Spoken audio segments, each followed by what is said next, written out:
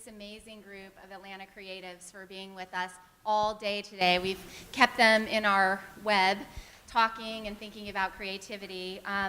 When we were brainstorming this program with our colleagues at Casey and my colleagues in the education department here at the High, it was sort of a dream that we could get this group of people together, and so thank you so much for spending your afternoon with us. For those of you who do not know these amazing people on the stage, there's a little biography sheet that you can pick up. But to my left, we have Fahamu Peku, who is a board member of the High Museum of Art, an artist, an author, an interdisciplinary guru of all different kinds, and we're thrilled to have you with us. Thank you. To his left, we have Ryan Gravel, whose brainchild the Beltline is and was, and has also got a lot of really interesting projects in the works now, and your own new shop called Six Pitch. And then to Ryan's left is Jessica Booth, who heads up the fine arts programs at the Department of Education for the state of Georgia and has been with the education system, an art teacher, a renowned illustrator, and has done some really amazing work over her lifetime, and we're thrilled to have you, Jess. And then Stephen Satterfield, who is the chef and owner of Miller Union, one of the best restaurants in the world, and has just won the James Beard Award, so congratulations. And author of a beautiful cookbook, Route to Leaf. So thank you so much for being here, you all. So let's jump right into it. We're really wondering, our team that worked on this, where do you see participatory creativity happening in your work or your sphere of influence? So anybody who wants to jump in, please start. The least shy among you. I guess I'll go since I'm right next to you.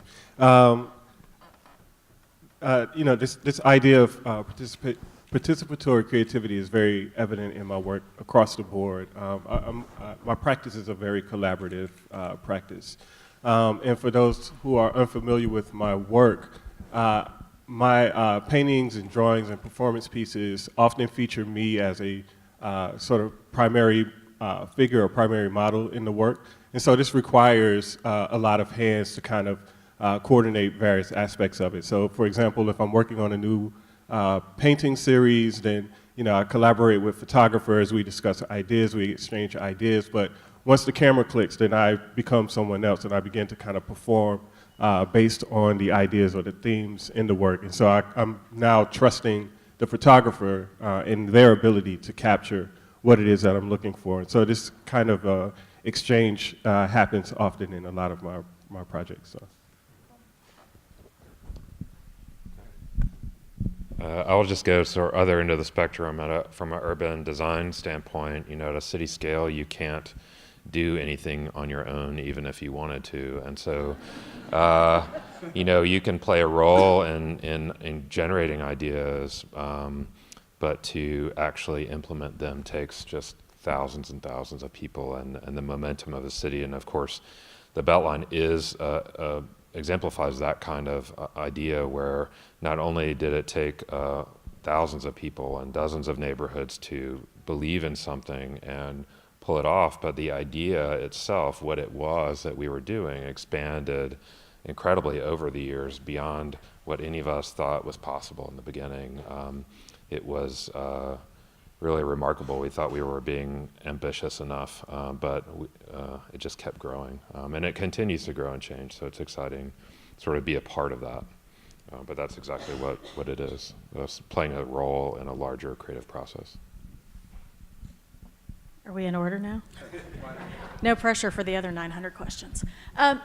It's interesting, I see it all the time in schools, and I see it all the times with teachers and with students, but one of the most interesting is probably not something you would think of, is I just spent the last 2 years of my career creating new standards for the state of Georgia, and we brought together almost 300 educators from across the state in dance, theater, music, and visual arts and media arts. And seeing the creative process among people who had not met each other, in many cases ever, from everything from inner city Atlanta to the suburbs, to the mountains, and our rural plains area. And seeing how those teachers worked together and took on different roles to create guidance, really, for us to have the next generation of creative Georgians. owning a restaurant and working in a kitchen, it definitely requires a lot of participation and a lot of creativity. And also, Root to Leaf is a great example. It is my work, my body of work, but it took 10 people on set every time we had a shoot to create the book.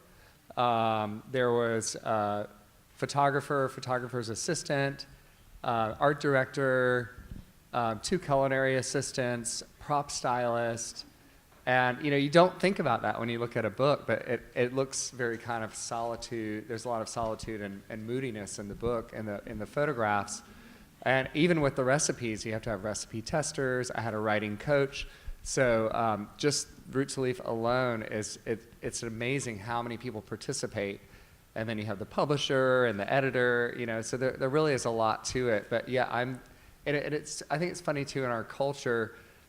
Like you touched on, it's particularly evident in the world of chefs. We're really put up on a pedestal. And when I accepted my James Beard Award, I immediately deflected a lot of the praise to the team at the restaurant. There's no way you could ever operate a restaurant without a team. It's like a hive. And when you create a recipe for a restaurant, it becomes something that has to be reproducible over and over again, and you can't personally do it yourself. And so you must trust and transport that idea to your team and have them recreate it for you. And so we're all kind of in this one thing together. It's an amazing thing to watch. I watch it daily, and also sometimes a teammate may say, "Oh, this, I think that this approach might work better because I'm struggling to get it to where you want it to be when I reproduce it over and over again." And I'm like, that's a great idea. I would have never thought of that. And so that kind of stuff I think is really important in the recreation of food. It's almost like you take an idea and you put it into factory mode, yet you're still trying to have it be like you had the golden touch that you bequeathed upon the plate. How about you, Edward, if you step back from the research and think about your work with schools all over the country and with Project Zero? Yeah, I would say that, academic research by nature is participatory, collaborative, involves lots of people engaging in the work in many different ways. Certainly, just from a scholarly perspective, you're always building on the work of the people that have come before you. And from the kind of qualitative research that I do with my colleagues, I have my research teams, but we also have our teacher partners that we work with, and then organizations that we collaborate with and everything. So it's a very participatory activity that involves a lot of people. And I like to think that while I'm sitting up here with you all today, there's dozens of people sitting around me that you can't see. You might feel the same way. Just the people that have brought you to the moment where you're speaking in front of an audience, but I couldn't have arrived here without engaging with the hard work that so many other people have done before me, with me, and continue to do with me. Yeah, I want to share too within the museum that participatory creativity is really something that I think is evidenced in a lot of the work that we do behind the scenes. Right now we're thinking through the reinstallation of our permanent collections, we'll be showing work that has never been shown before coming October, and many things that people have not seen for a very long time. So we're bringing in a lot of artists and experts and parents and teachers and community members to help us think through that process. And it's really wonderful to take a backseat to those community members and really look at the collections through their eyes. It's very powerful. So you guys engage with Atlanta in so many different ways, and I think up and down and across Atlanta. When you think about this concept of participatory creativity, where do you see it alive and really active within our city, beyond your own work? Just so we don't go in order again. We'll mix it up. I see it, one of my favorite places I see it is in the Creatives Project, which was started by artist Netta Abigary Skelton and former art teacher, still an art teacher, where it is the idea of giving artists affordable housing so they can stay in their communities while giving back to the neighborhood in which the housing and the studio space is. So it's this circle of teaching students about what it's like to be an artist, and giving artists the space and stopping them from having financial constraints to make their work. But it also gives both the students and the artists that are involved in this grant opportunity space to participate with each other's worlds, and the role of artist and student are flipped often in that work. So it's fun to watch a community group of artists that form a collaborative, and their work bounces off each other, and then they go into classrooms and schools in the city and do the same thing with those students, and it's like the students' work is influencing the artists' work, the artists are influencing each other. It's really a positive experience altogether. I'll jump in and say that, and this is, maybe you might have a little bit more to add to this, Ryan, but I think there's a really great energy around city planning in this moment, and it's really interesting to think about, Atlanta as a city that really sort of sprung up without any real formal kind of plan. But in this current iteration of the city, to see so many organizations and groups and individuals coming together to really think through what do we want Atlanta to look like. And when we talk about participatory creativity, it's like bubbling, and it's really exciting to witness. I was in Oklahoma a couple of days ago, and I was talking to some people there, and they were asking me about the art scene in Atlanta.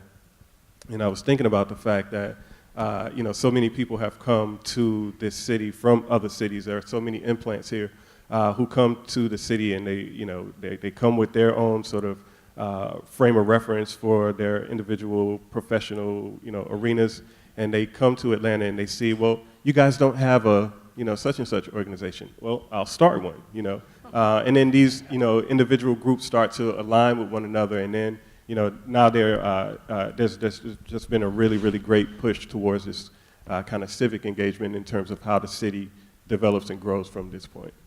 Yeah, I'll add to that and just say, with the success of the Beltline, and it's opened a lot of doors for me, and I get to travel a lot and share this story all over the world, and people are like, what is it about, they have expectations about Atlanta or assumptions about Atlanta, and we have a reputation for sort of traffic and sprawl and all of that kind of stuff, of course.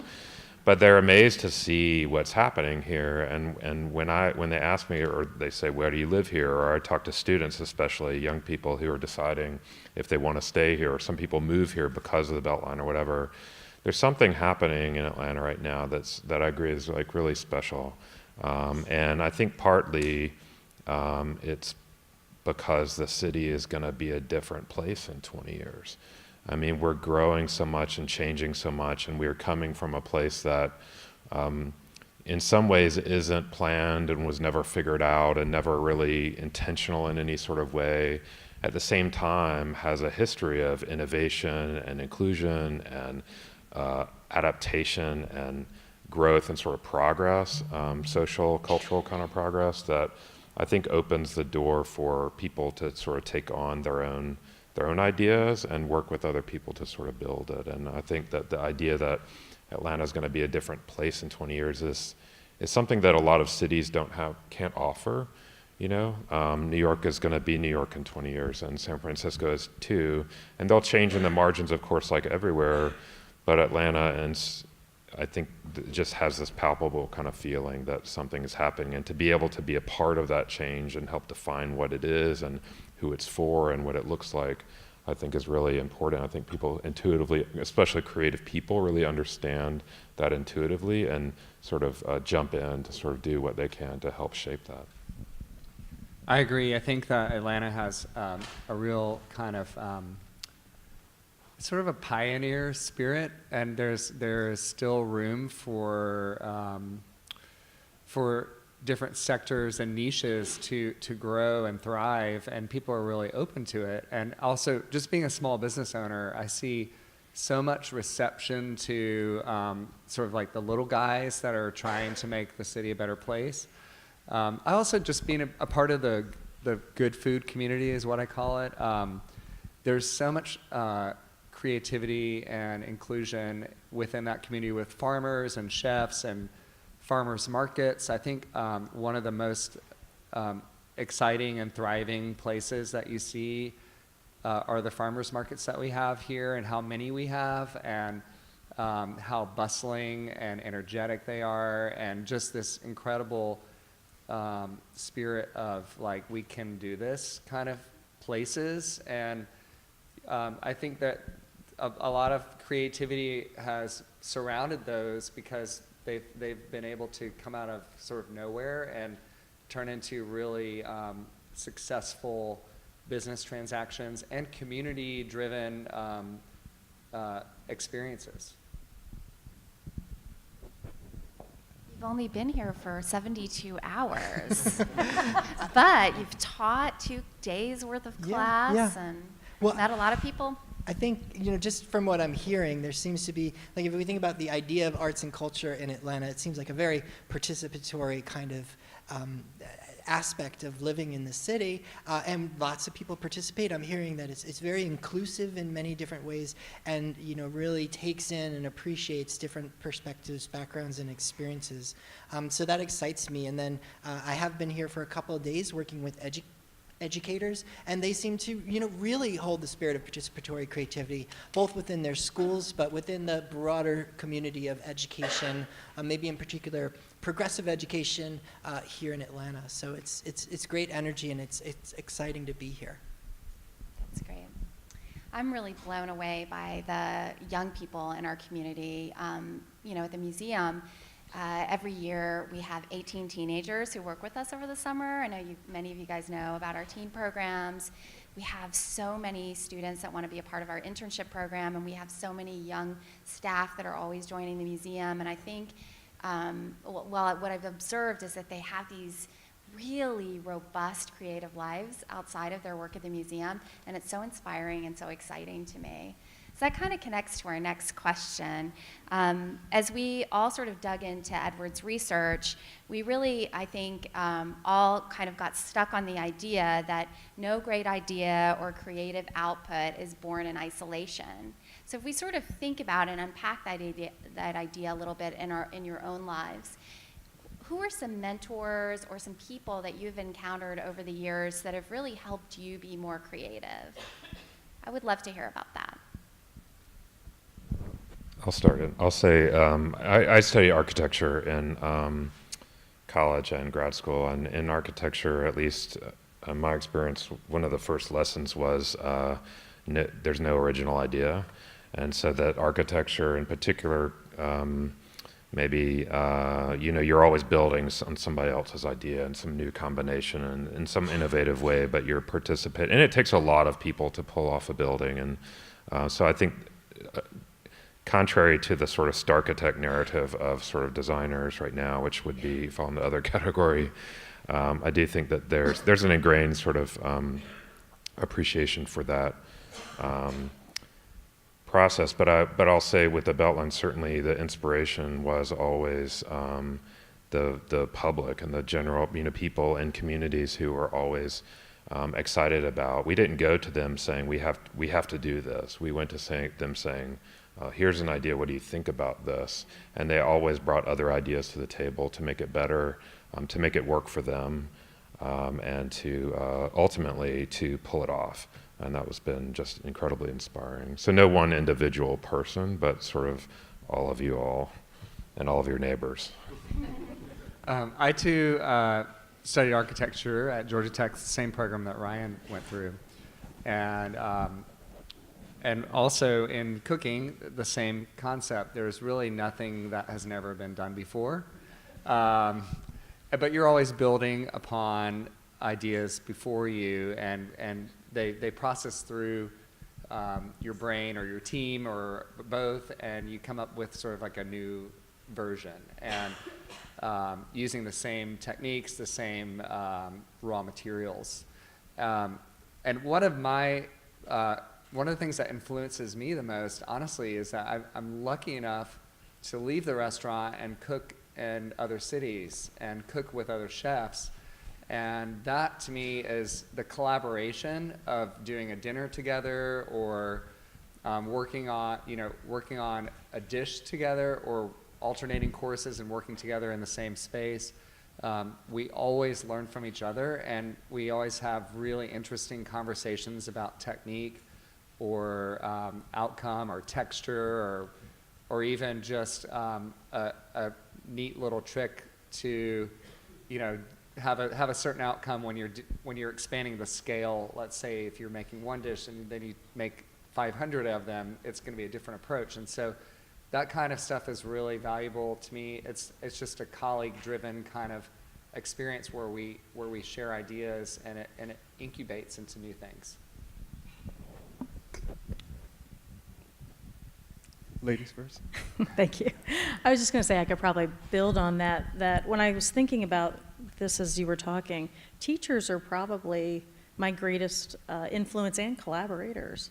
My mom is a teacher, retired principal now, but starting with that, but everywhere I go, I encounter like these brilliant minds who are doing it for all the right reasons and are so generous with their time, so generous with their knowledge base, and want to make sure that everyone has this amazing learning experience regardless of the venue or what the subject is.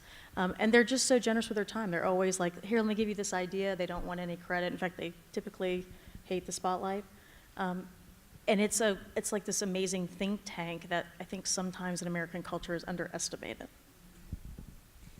Yeah, and I think for me there have been so many. Like, we could probably spend the rest of this conversation with me naming people who have mentored me in some way. But I will say, we'll name a few people. One in particular that comes immediately to mind is a brilliant artist who lives and works now in New York, but she used to live here in Atlanta. And when I first started with my career in terms of the work that I'm known for, she would very often, look at one of the paintings I was doing and be like, it's really a great idea. You should go read this book by such and such, And then I would, go, pick the book up and read it and be like, wow, that blew my mind. And the next painting, she'd be like, that sounds a lot like what Bell Hooks is talking about, and so she would send me over to a Bell Hooks book, So my practice really began as this sort of like interrogation between like scholarship and visual art at the same time. So everything that I was doing was always in conversation in that way. I think I will have to mention Arturo Lindsay, who's another artist here, one of my former professors, who stayed on my back literally until he's been pushing me for many years to go back to school and get my PhD, and I'm proud to say on May 14th I will actually graduate with my PhD from Emory. So, yeah. Cool. Yeah, and I think I could say many of the same things that you've said about the professors and the people who have mentored me or influenced me in that kind of like top-down sort of way. But if we think like of mentorship as being something more like 360 degrees and multi-dimensional, then what I would really like to talk about is sort of the students that I've worked with and how they've, from a different perspective, have really helped change my perspective. I was doing the creativity work for a long time before the access and equity piece came into that, and that came out of a sense of urgency from students I work with, and really, from them challenging me in the work of my colleagues and saying, we have to bring a new lens to this work, and I needed to be schooled in that sort of way by them, and it's been a great learning experience, and I really am so grateful for the mentorship that I've received from many of the students and teachers that I've worked with as well, especially in that regard. That's great. Well, kind of building on that, because that's really at the crux of what you were talking about earlier today, and I think part of why it's so important to have, this really brilliant group of people here. We're all influencing, younger people are influencing us, and we are influencing younger people.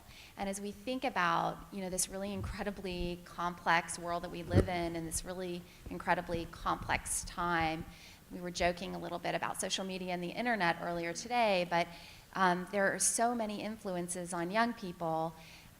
What can we do? And how can we best prepare young people to really be happy and successful and creative and competitive, if we can do that, in this world that we're living in now and we're moving into in the next 20 to 40 years.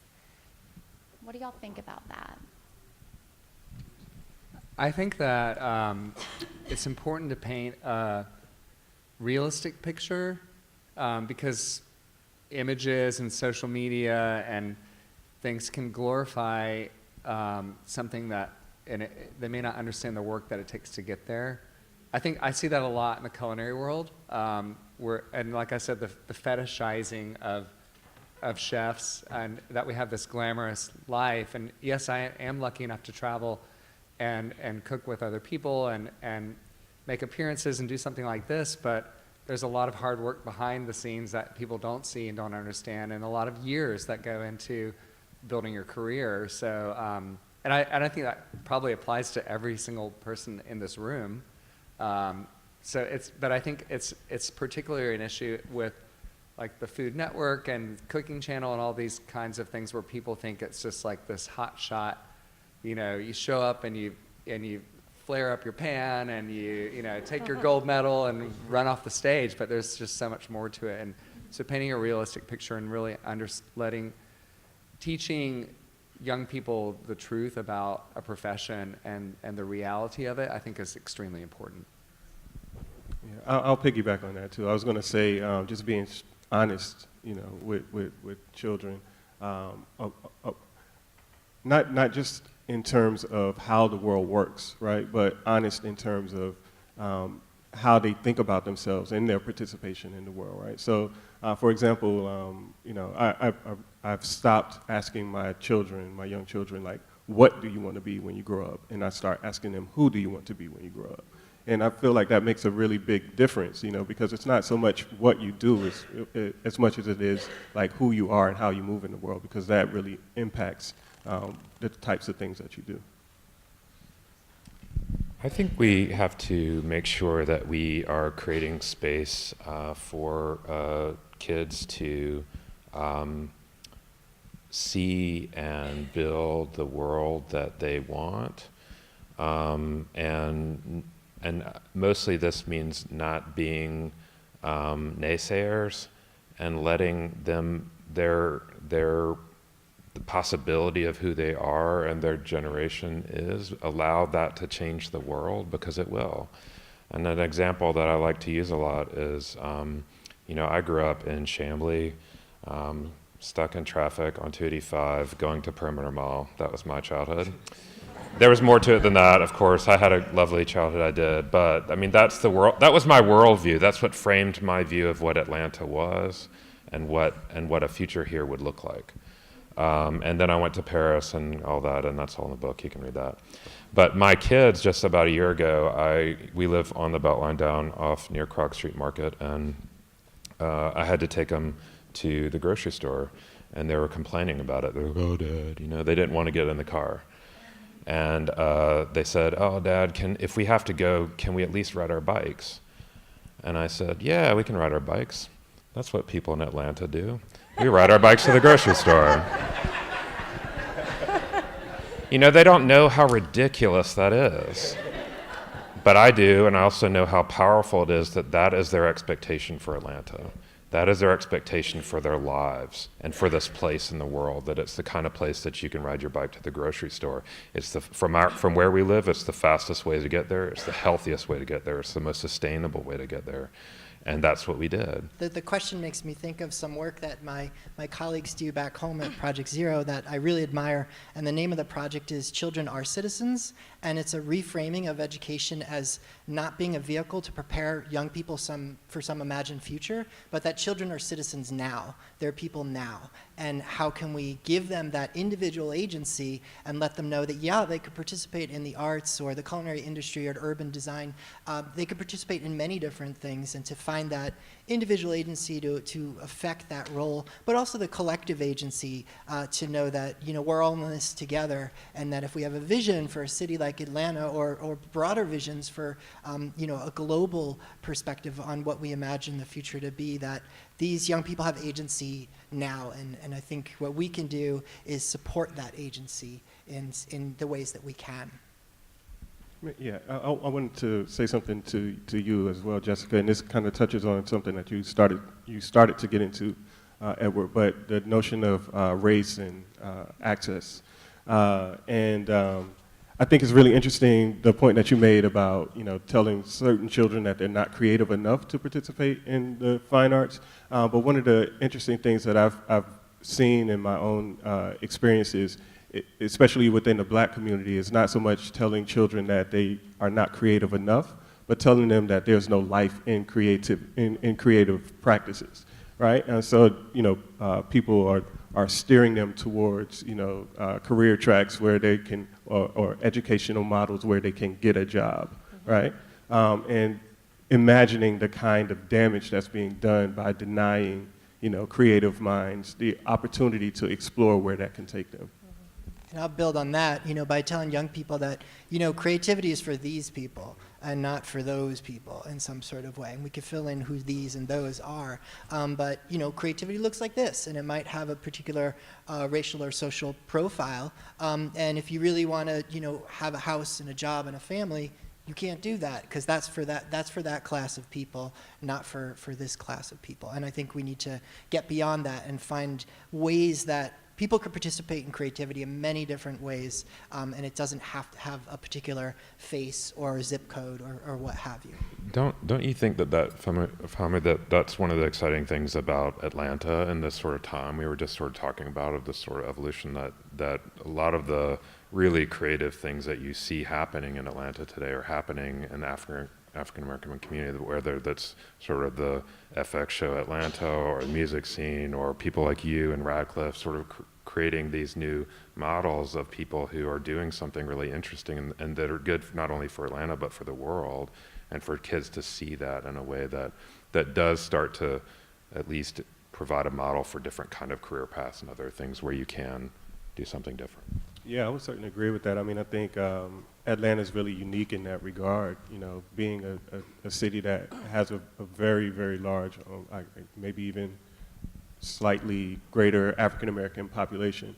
I mean, as soon as I get on a plane at Hartsfield-Jackson and I go to another city, I immediately feel the weight, of my Blackness in a way that I don't necessarily experience here. And I think those notions of visibility around African American people participating in creative fields, I think is very necessary for young children to also see, and for their parents too, who are afraid that their children won't be able to succeed in life if they choose a creative career. And then translating that into like urban planning, I just finished a project with Commissioner Keene, the planning commissioner, under Mayor Reed, looking at the what we call the Atlanta city design, which is the design of all that change that's coming here. How do we design that so that we become a better version of ourselves, not some other city that we don't like or recognize anymore? But in order to do that, we had to look at who we are as a place. What are our core values of this place we call Atlanta, so that we can then use those, make every transportation project, every stadium or streetscape or whatever we do can be accountable to those kind of values. And the first one, and the idea is that this place in the world that is built on the legacy of the civil rights movement and a city that's for everybody. That's why all the prosperity that this region enjoys today, that whether we admit it or not, is built on the back, because it's the thing that set Atlanta apart from the rest of the South.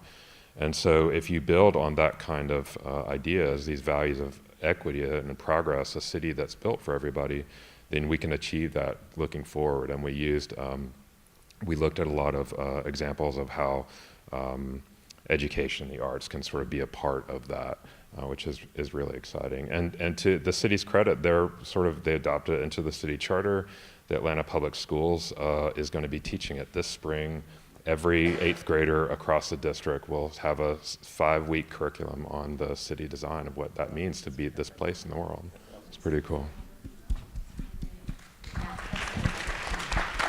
think there's something, all that to say, I think that's something really special that Atlanta's a kind of place that is looking at itself in that way. There's a moment of reflection here that I think is really special, that we're not necessarily comparing ourselves to other cities anymore, but saying, how do we become the best version of us? Because this city has some hurtful, sad, awful parts of it too, but it has a really great, rich history that we can build on for another generation. Great. Well, I know we want to let the audience ask some questions because there are a lot of amazing people in the room.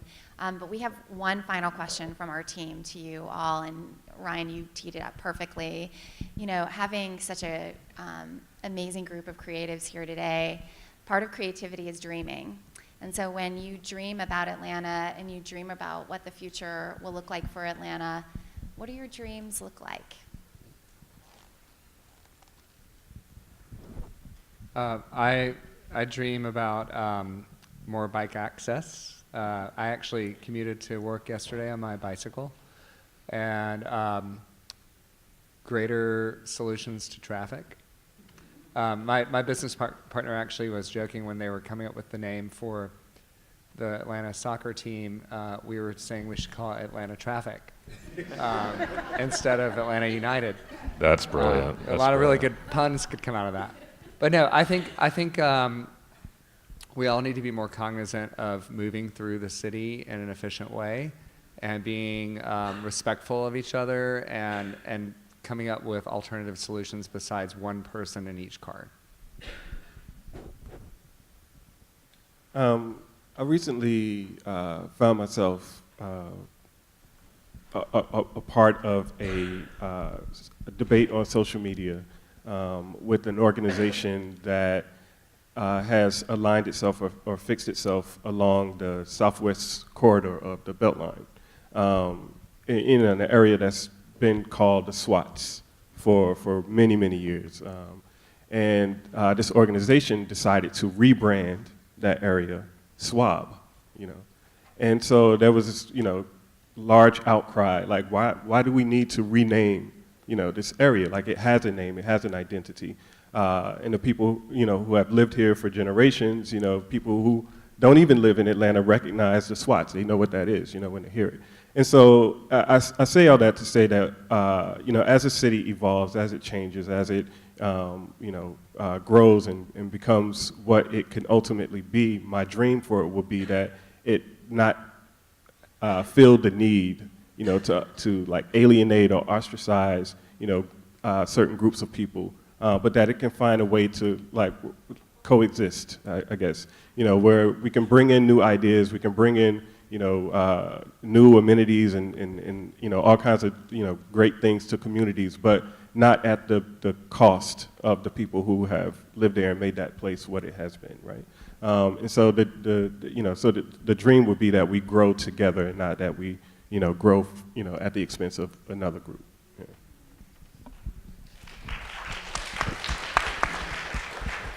I'll just add to that to say exactly, and in order to follow through on that kind of a vision, my dream is that we actually follow through on the policies and investments that will be required to do that. And that's particularly around ways to support people who are finding themselves vulnerable to the rising cost of living. That's not only housing, although it is housing is a big part of that, but also creating ladders of opportunity for people to build generational wealth and all of that. So there's a lot of room in this town for more people. There's a lot of emptiness and vacantness, room for more people and creativity. We want to welcome that and grow as a city, but together. But in order to do that, we have to make sure that people can stay. And a big part of that is the affordability crisis that we find ourselves headed into. I think my greatest dream is really that we start involving K-12 students in the decisions that a lot of people we've talked about on the stage today, is that we often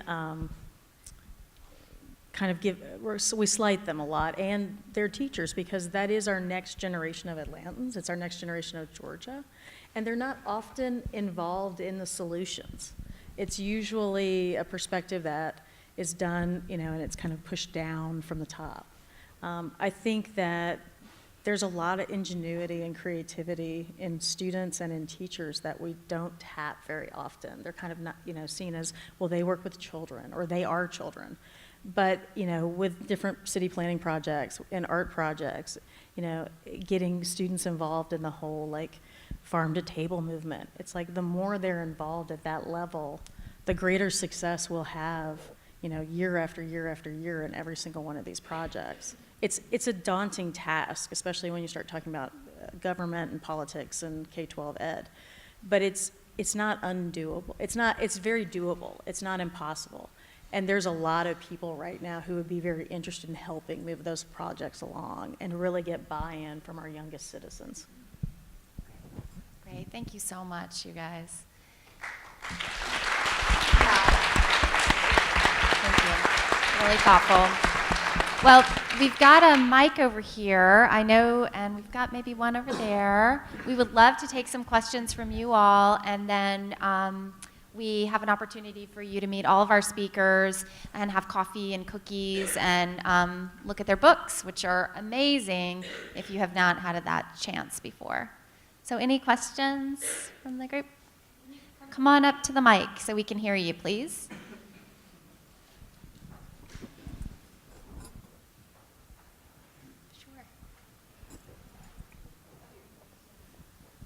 The idea of makerspaces in schools are very popular and I would say trendy right now. And I'm interested in any ideas you all have for making those effective. How would they really work the best? Because my understanding is people tend to want the makerspaces, but not really schools, but not really know how to implement that idea. That's something I know a little bit about. So one of my other research projects is called Agency by Design, and since 2012, that's been an exploration of what we call the promises, practices, and pedagogies of maker-centered learning.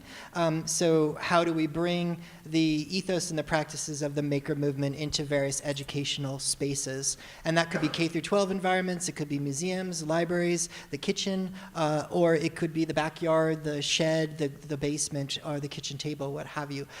So I won't go into the whole thing, but what I might suggest is that perhaps the word makerspace is not serving us as best as it could be, because it suggests that making happens over here in this space with these specific tools and these specific materials. So rather think in terms of makerspace, what if we thought in terms of maker campuses or a maker city, where making is richly brought in throughout the different content areas or throughout our approaches to what we do in the world and how we're citizens in our city. I might also say we might want to take a look at not the making that happens in specific spaces with what could be, expensive tools or technologies, but if we really want everyone to be a maker, we have to think of making across the curriculum, because there are plenty of schools that are not going to have maker spaces, either those physical spaces or the time in the curriculum to devote to making. So how do we bring making into all aspects of the curriculum, into all the content areas in some way? So just some quick thoughts on that is that, kind of bring an ethos of making into all the work that we do in our classrooms, and sometimes those classrooms are museum spaces or the backyard or the kitchen table. Great. Hello, my name is Delaram. I'm currently an interior design student. I'm working on my thesis project now, which is designing a play-based interactive learning environment for children with ADHD. ADHD is the #1 disorder for children in America right now, and interestingly, Georgia has the highest record. I was interested in order to hear a little bit more about how you think the built environment, what kind of influences can have on the children who have ADHD or are suffering from any other kind of disorder. Because on my research, I came across multiple intelligences by Howard Gardner, which is how I heard about Project Zero. And I was interested to understand how that interior built environment can affect these children, and what are different strategies that we can do. Thank you. Sort of a built environment kind of question. Yeah. I don't know that much about ADHD. I can guarantee you that the physical space does, as you know, affect people. My focus has always been more cities than architectural space, and I'm not a educator either, so I don't feel qualified to answer that question.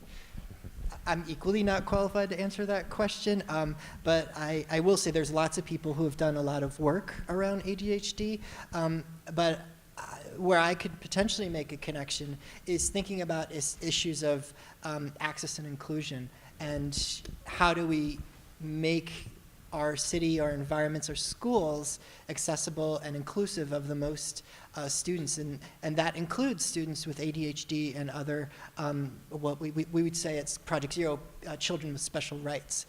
So how do we support those people and bring them into the design experience? I was going to make a reference to an article called Design as Participation, so not designing for people, but designing with people, and maybe bringing those young people into the design of particular environments in some way.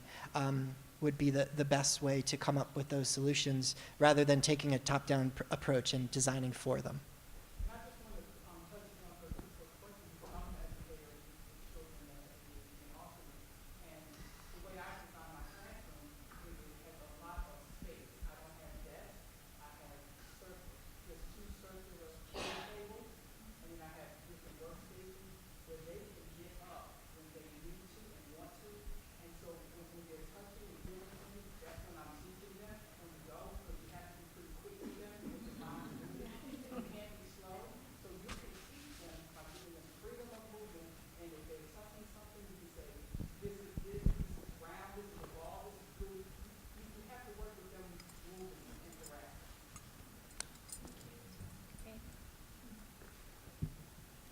Thank you, everybody, for all of your thoughts and your time today. My name is Sofia, and I'm a user experience designer.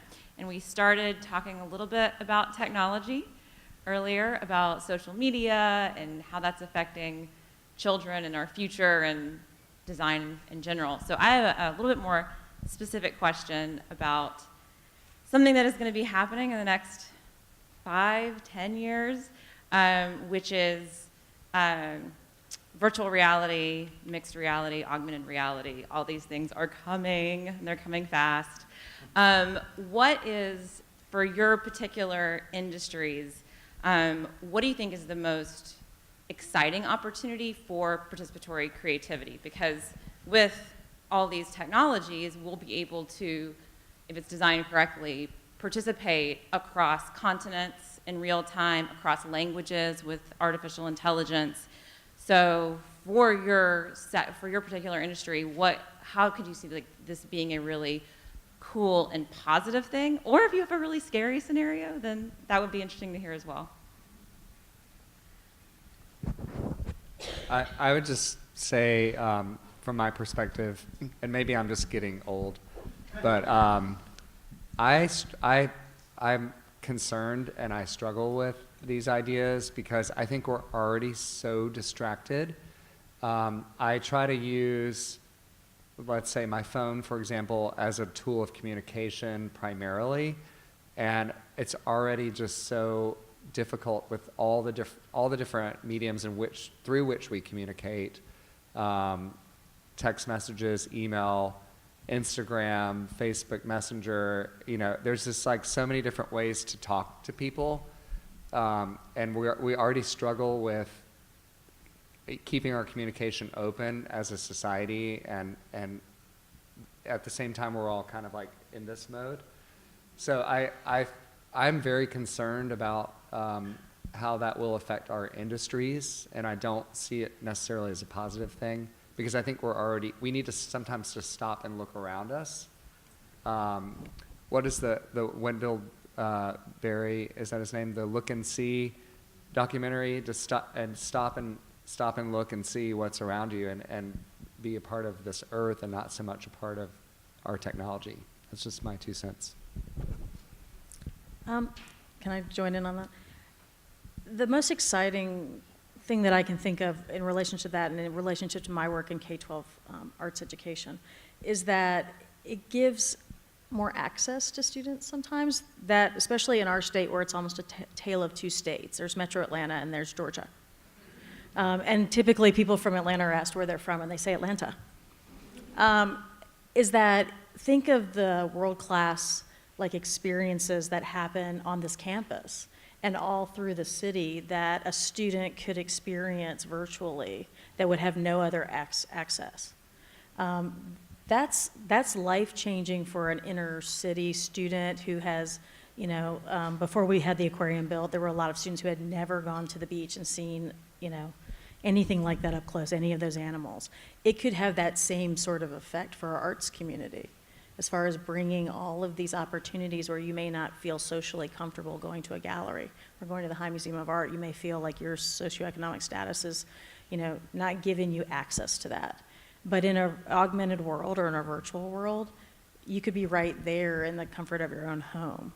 I hope it's also a place we teach students empathy, because whenever you do something virtually, it's very easy for it to get nasty, and I'm sure we've all experienced that with students and with children, and lots of adults, very quickly. So I think that almost has to be built into any interface, some way that there's also a way to teach social skills and to teach empathy to students so that it doesn't turn into a place that also makes you not feel comfortable. I would just say to that, maybe a little bit leaning towards your side with a little bit of trepidation, you know, towards, you know, all of this like virtual reality stuff, especially as a visual artist.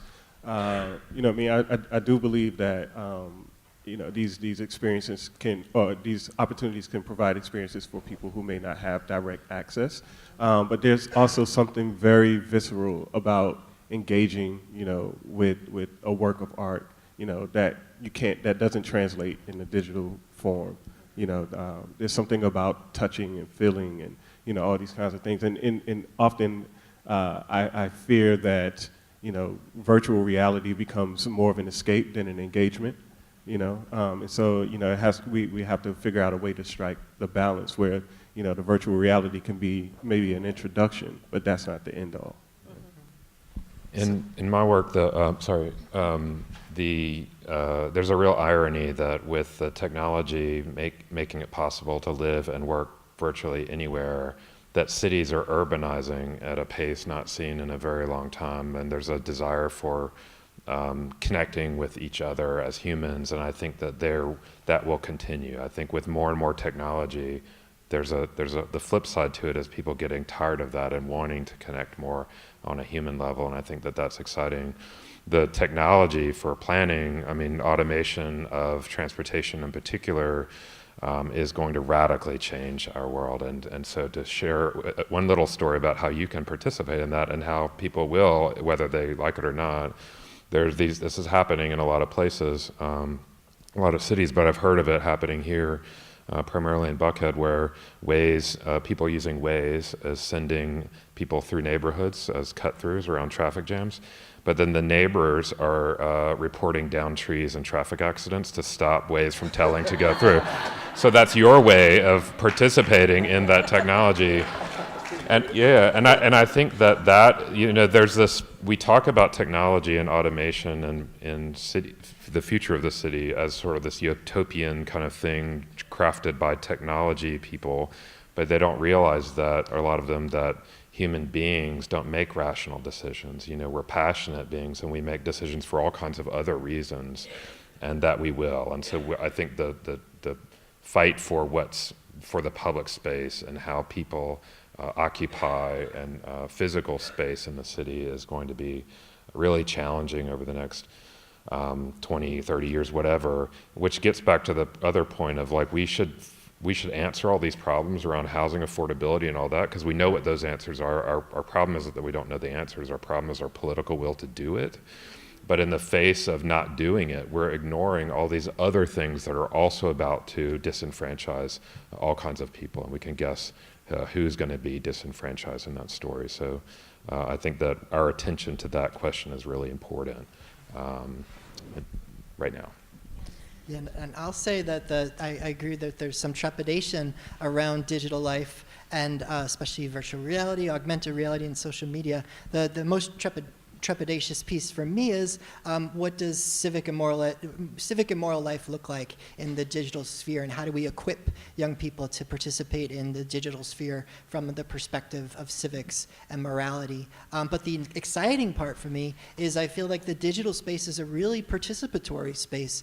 You kind of can't go online or interact in the way that you're suggesting without participating in some way with others, and that avails young people to participate in culture in some sort of way, but also to participate in politics and in ways that they wouldn't be able to otherwise. I'm kind of thinking of a project that my colleagues back home do called Youth and Participatory Politics, where through social media, through the use of hashtags, young people are engaging in political action and civic agency in ways that they wouldn't have opportunities to do otherwise. So there's really powerful aspects to digital life and learning, as well as pieces that we should be, concerned and walk gently over.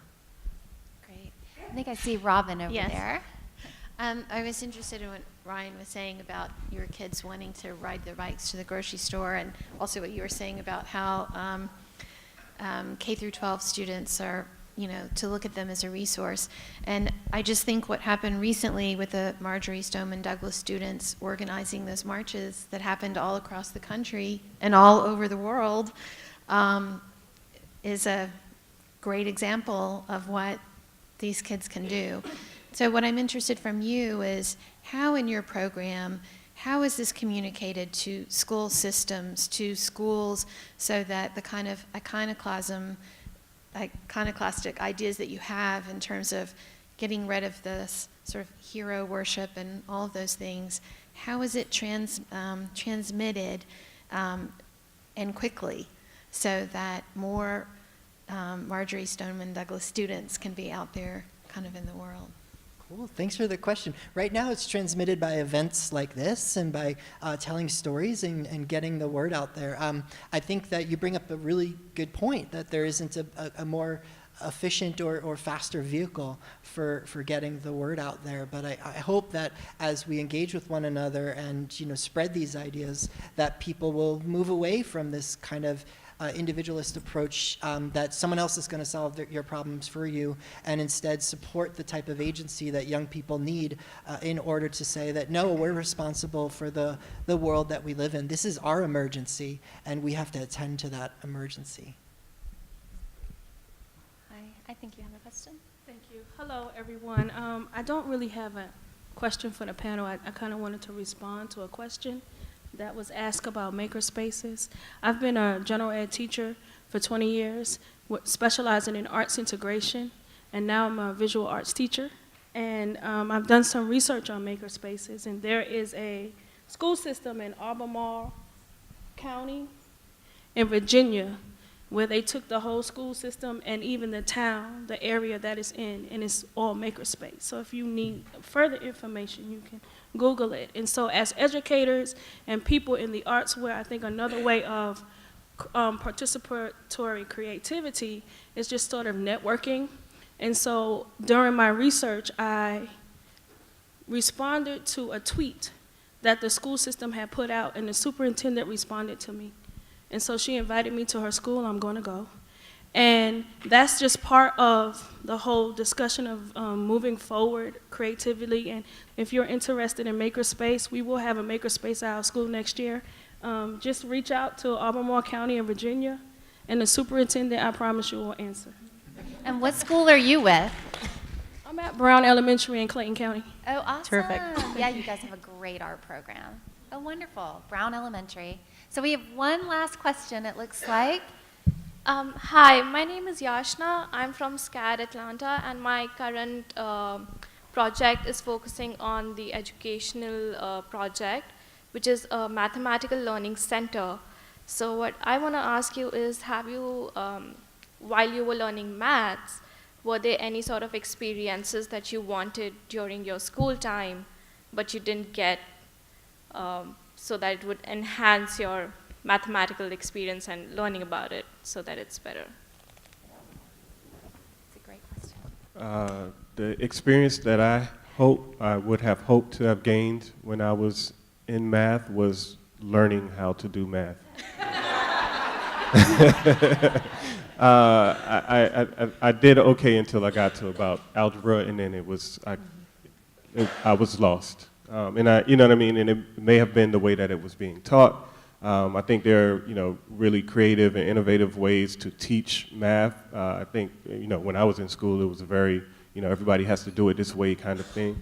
And that just doesn't resonate with some minds. So I would hope that, whatever you create would be a space that would allow for different types, different methodologies for teaching and learning math for students.